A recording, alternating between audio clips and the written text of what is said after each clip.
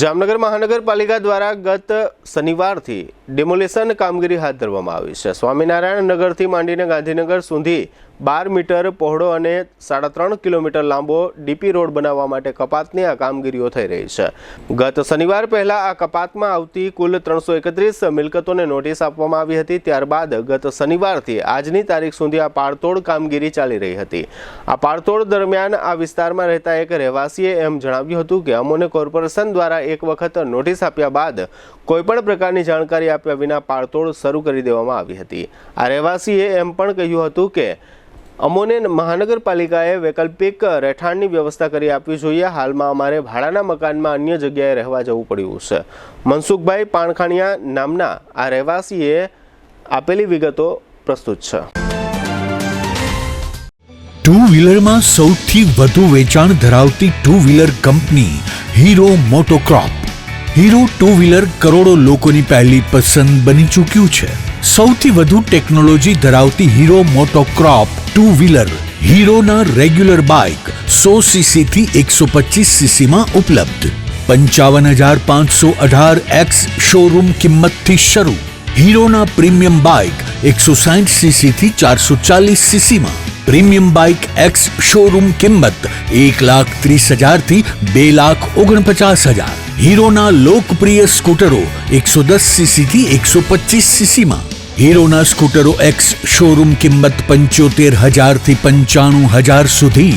હીરોના મોટરસાઇકલની તમામ રેન્જ જેમાં HF Deluxe, Splendor, Passion, Glamour, એક્સ્ટ્રીમની શોરૂમ ઉપર ઉપલબ્ધ। હીરોના સ્કૂટરમાં પ્લેઝર, ઝૂમ, ડેસ્ટિની વિવિધ કલરોમાં। એવરેજમાં નંબર 1 ફાઇનાન્સ શોરૂમ પર ઉપલબ્ધ। મેન્ટેનન્સ નહિવત, ટેકનોલોજી સજ્જ સર્વિસ સ્ટેશન।